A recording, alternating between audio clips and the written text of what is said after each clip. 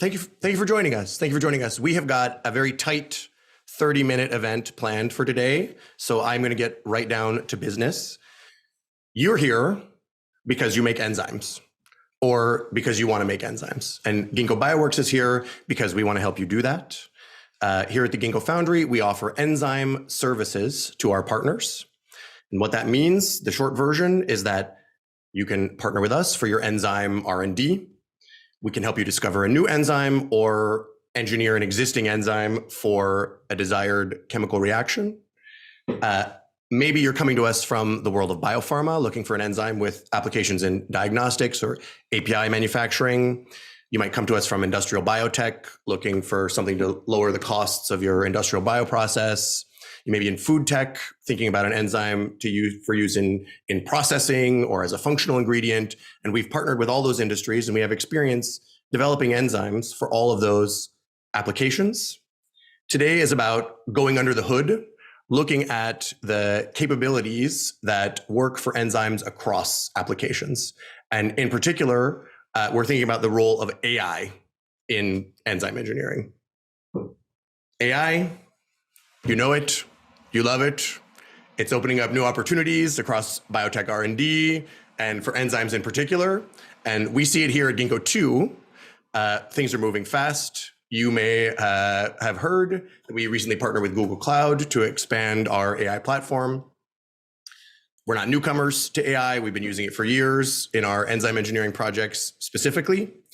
AI is moving so fast these days that we're experimenting with new ways to get the word out to the biotech world about what's possible.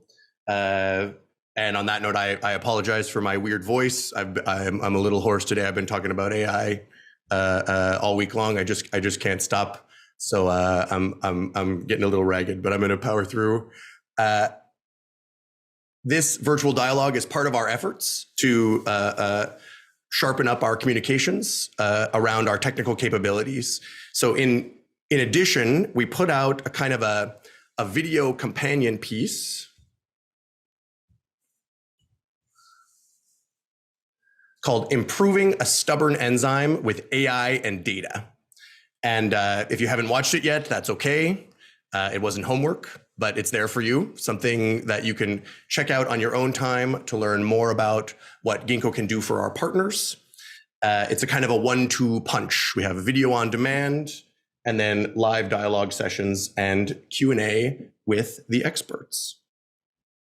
And speaking of which, let's say hello to our experts. Hello, experts. Today we've got Nathan Schmidt. Nathan is a senior protein engineer. He's here to tell us about Ginkgo's protein engineering capabilities, answer your questions about where AI fits into the process. Thanks for being here, Nathan. Thank you. We've got Ginkgo Li. Ginkgo Li is a senior organism engineer.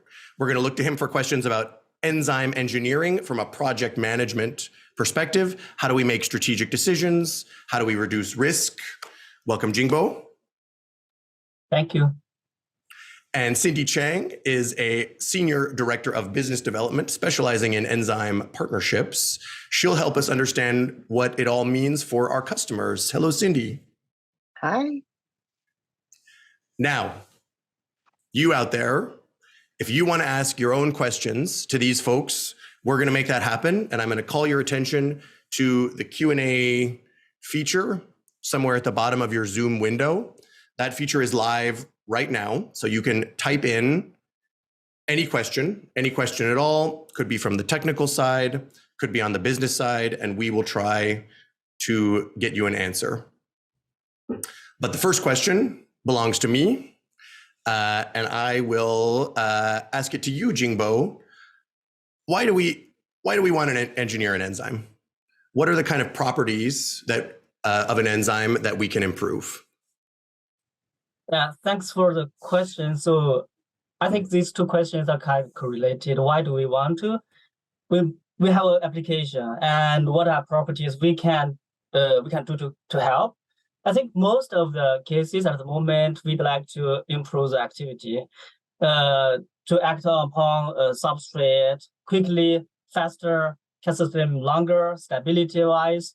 And in some cases, we also help customers to improve the affinity. Basically, if the substrate level is very, very low, we still want to have those converted, detected, or anything else. We can also do that job to bring down the Km by a lot.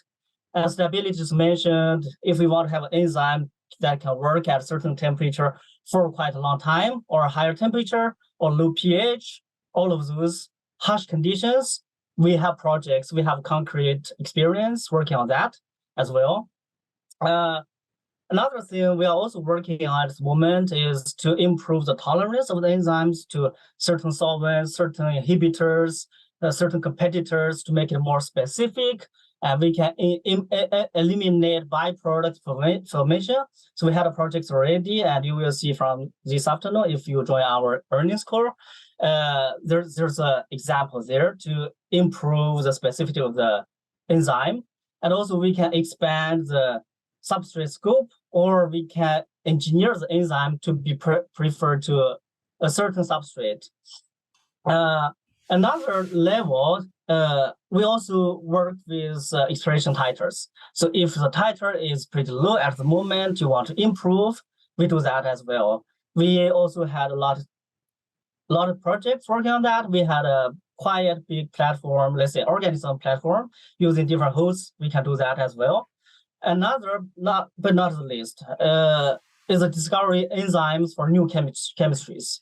If you have some new chemistry, like chemical engineering, cannot really do it at the moment. So hard, you need very high temperature, high pressure, very harsh conditions, and you generate tons of byproduct, only 10% of your target compound.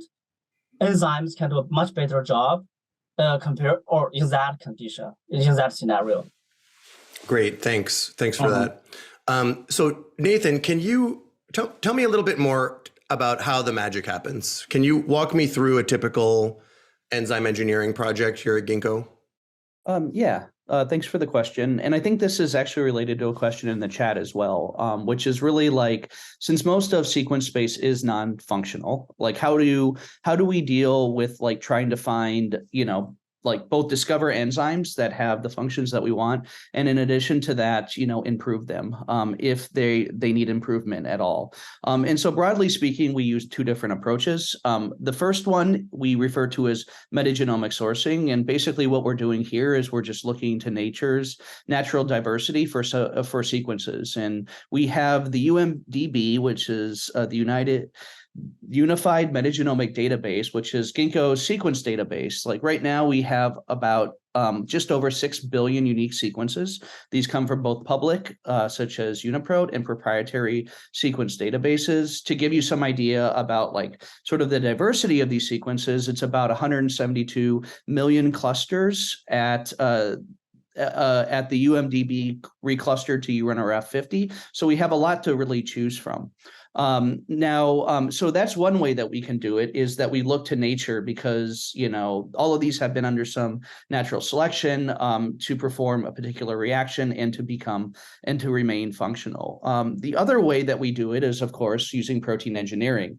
And so what we do here is we will start from one or more wild type enzyme sequences. Sometimes these are discovered, sometimes they're supplied by customers. We call them templates. And then we use a portfolio of different sequence and structure-based design tools that can predict these beneficial mutations. And then I should also say we do, in addition to using these tools from protein sciences, we also use data-driven solutions as well, such as data from similar enzyme campaigns that we've done in the past, or in the case of iterative protein engineering, using the previous rounds of enzyme library screens to inform the next round of design. So Nathan, that makes me think of a question that we get a lot, which is what enzyme engineering tools do we use? I think people are curious about the kinds of tools that we bring to our enzyme engineering projects at Ginkgo. So tell us a little bit about the tools that we use and which ones work best. So, like, stepping back for a moment, one thing that we have to take into consideration is that Ginkgo is a platform company. And so what this really means is that we really have to design approaches that work on many different types of proteins and enzymes. We don't just work on the usual suspects. And so given that there's still no real sort of like magical solution or silver bullet for enzyme discovery, improvement, and optimization, we instead, really try to apply a portfolio of different techniques. You can think about this almost as like ensemble modeling, where what you're really doing is applying these different models that have complementary and in some cases orthogonal information about sequence, structure, activity, landscape, in order to sort of choose the best enzymes and to choose the best ways to introduce mutations to improve their performance. And so sometimes you don't have, and so really the starting point is to have a variety of different tools, but then also think about the strengths and weaknesses of your tools based upon the information that you do have. So like sometimes you just don't have a good starting structure, even when you have AlphaFold structures. In other cases, you might have limited functional information, like certain enzymes have multi-step reactions and you don't know the rate limiting step. And so because of this, we really rely on a lot of different tools that use sequence. So sequence-based tools that we use, some of them are based upon multiple sequence alignments. Others we use are based upon large language models.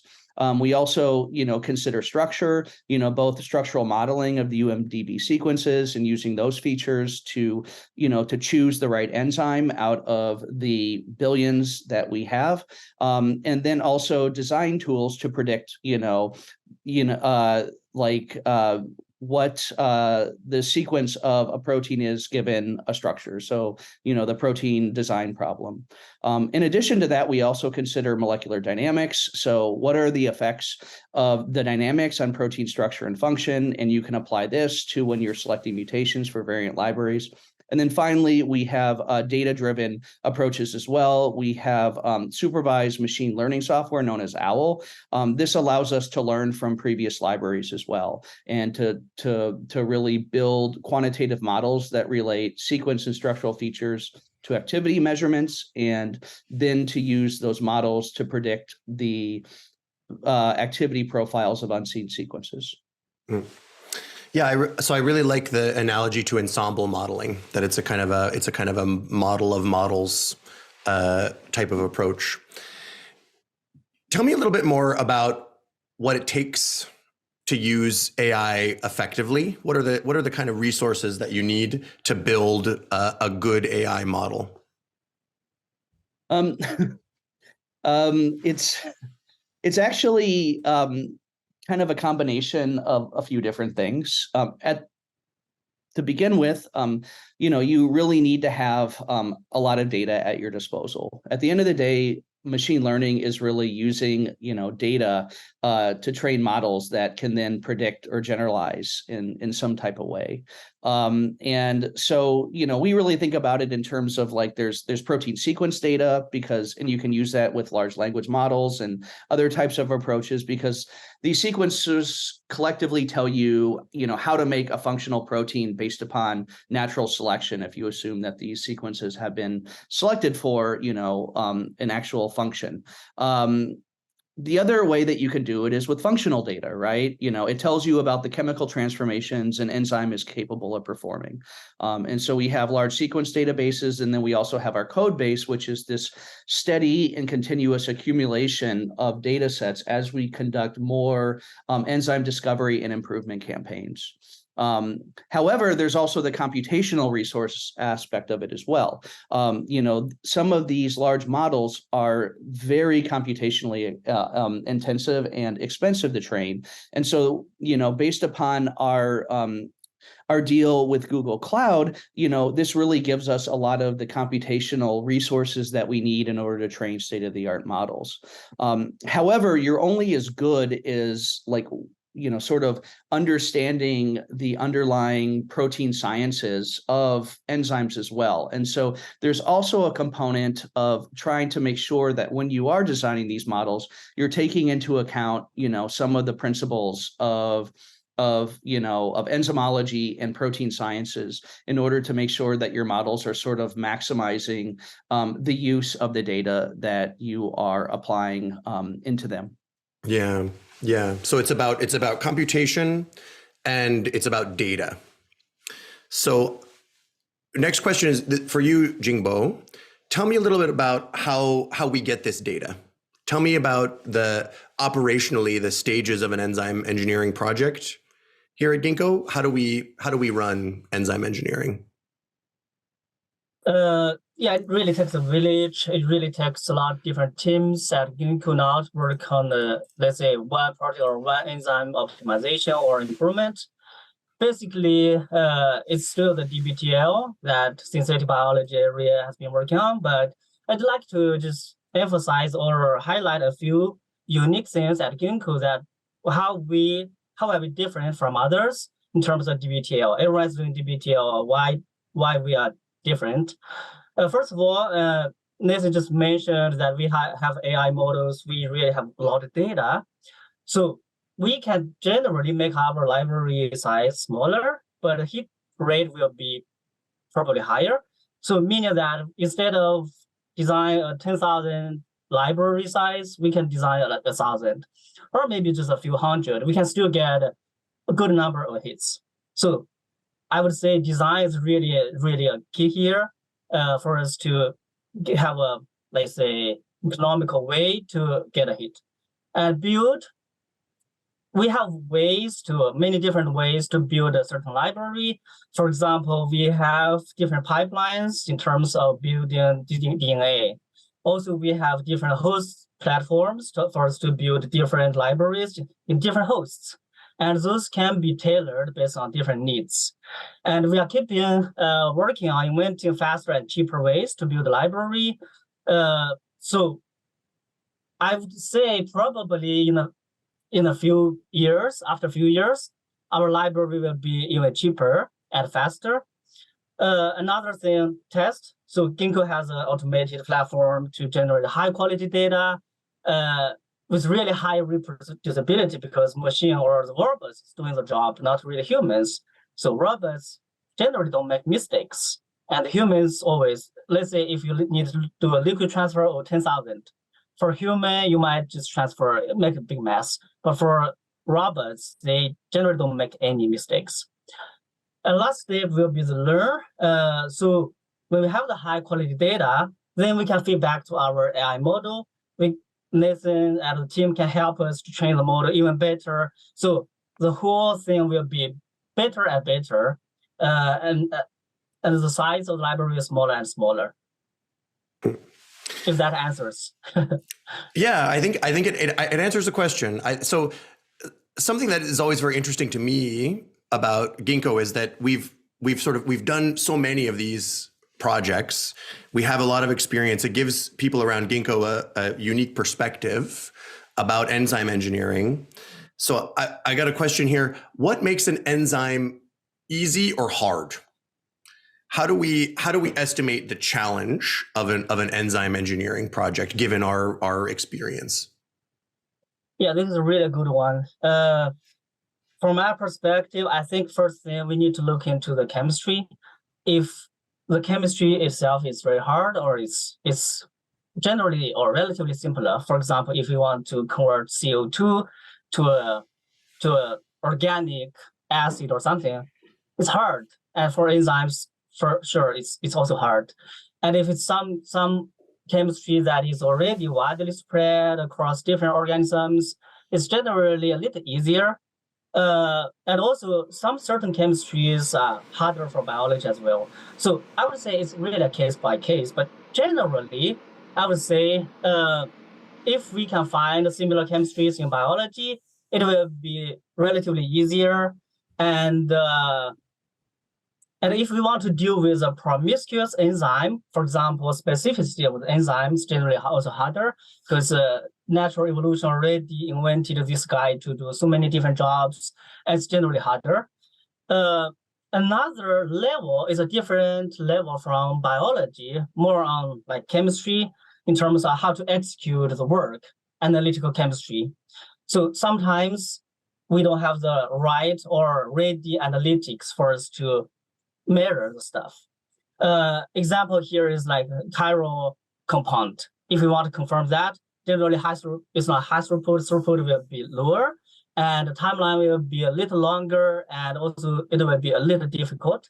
But I would say, although these things could be difficult, and we have concrete experience across the past 15 years, we accumulated data, we have a lot of analytic methods already developed, assay developed. I would say if you have a certain project, you don't know how hard it is or easy it is, reach out to the team, and we can evaluate for you. Great, thanks. So yeah, I think so. So the hope of AI is that it's going to make all this a lot easier. And so, question for Cindy: if and when enzyme engineering does get a lot easier, how do the benefits of that pass through to our customers? Oh, like it's already happening. So we're already using it in our designs now. As you heard from Nate and Ginkgo, we're using it right now. Fewer design cycles is really the major delivery that I think that we offer to our customers. Protein engineering's been around several decades now. There are titans in the field who've been doing it for a long time, but it's mostly been very empirically driven. We're trying to add to that by designing smarter libraries from the very get-go. We're not doing saturation mutagenesis libraries to get diversity. We are designing libraries carefully with a lot of intention, using AI in our library design, and then screening still large libraries, not restricting our library size. Really, the size of the library is dictated by the need, like what the algorithms are telling us. And then, so smarter library design is in fact making shorter design cycles. And then we get to compare multiple models at the same time as well. We have that kind of bandwidth to do multiple models in our design. So longer term then, I really see AI delivering and de-risking tools. You might come to us and want to ask us what makes an enzyme, that very question you asked, what makes an enzyme easy or hard? I would like to be able to say that in the longer term, we're going to be able to have a better prediction as to whether or not we think it's going to be a tougher or an easier design without having done any experiments. Yeah. What does the timeline and the price look like for an enzyme engineering project these days? Yeah, so we stage everything out in modules. So, generally the total timeline that I usually see is between 1 and 2 years. The total cost of a project might be somewhere between 1 and 2 million, but know that all of that is tranched out. A typical first step is a metagenomic screen. Something on the order of 4 months to get the assays developed and the metagenomic screen done, and something on the order of $300,000. So that's like a first bite-sized piece. And we have examples where that was enough for our customers. Like we had a 21x hit in a recent example from a metagenomic screen. So don't underestimate the power of the metagenomic screen, I guess. Wow, 21x. Yeah, that's biology. Biology happens on a log scale. Sometimes you can get 21x. Okay, this is an AI focused question here now, and this is a source of some anxiety for people out there, I'm sure. How do we think about data privacy in the AI era? Yeah, so that's kind of related to IP. And I'm here first and foremost to assure everyone that the background IP that you come to Ginkgo with is your background IP and has nothing to do with Ginkgo, and Ginkgo's background IP is Ginkgo's, and everyone keeps that. At the end of the day, Ginkgo is really in the business of trying to get more enzymes into the hands of more people. We're really trying to change the way fundamentally enzymes are used in the world and the frequency by which they're used. So there are avenues to owning the enzyme sequence. That is possible. And so if you are really driven by that, then please ping me and we can talk about it. Generally speaking, though, it's a exclusive or non-exclusive license to the strain. Oh no. It looks like we might have lost. Fermentation optimization. I mean, we do a lot at Ginkgo, but essentially you'll get a exclusive license to use, or non-exclusive, a license to use the enzyme in your field. So the way we do our pricing is really two parts. There's one part that covers our actual like day-to-day, keeps the lights on, just covers our costs. And then there's a little piece at the end where we win when you win. So it's a commercial milestone. Now that commercial milestone also keeps our, like we have some skin in the game, right? So we really are not incentivized at all to, nor could we, because you're restricted in field, to go and enable a lot of your competitors, right? We're working with you and we want you to win so that we can win alongside you in the future. Yeah, I love it. It's about getting more biology to more people because the world needs more biology. All right, I'm seeing a lot of open questions here in the Q&A. We're going to try to get to them, or else we will reach out to you, to the ones that we can't. But I want to throw this last question to Nathan. How excited are we about AI? Is it going to live up to the hype? Is AI really all that transformative? What do you think? It kind of already is living up to the hype, right? I think that everybody that has a background in protein sciences and protein engineering was pretty humbled by the performance of AlphaFold, and then of course AlphaFold 2 in the structure prediction CASP. That was, I think, really a wake-up call to how transformative its potential is. I will say that in some ways, I think about it as being sort of boringly transformative. And what I mean by that is, much of this process is really just collecting and organizing data. You really have to make sure that you can leverage the information at your disposal, in order to sort of maximize its utility. But that doesn't mean there aren't fun parts to it. I mean, the way that I think about this is, it's really kind of trying to develop these predictive and generalizable models that are based upon, our knowledge of protein sciences, so they're, at the end of the day, the questions are still the same. How does sequence structure relate to function? And so, there, I think, is where, people like me who don't necessarily have as much of a training in machine learning are still, adapting and using this sort of intuition that we build up throughout of our training. And so really the wizardry, I think, is being smart about the information that you do use. I love it. Yeah, it's transformative, but it's boringly transformative because data is still data. And I think we're going to close on that note because I think that's all the time we've got today. I want to thank our panelists, Cindy Chang, Nathan Schmidt, Jingbo Li. We had a great little virtual dialogue. Thanks to everyone in the audience for your questions. It wouldn't be a dialogue without you.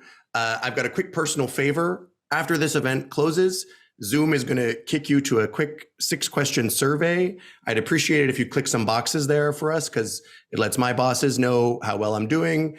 And I love hosting these and I'd love to do more.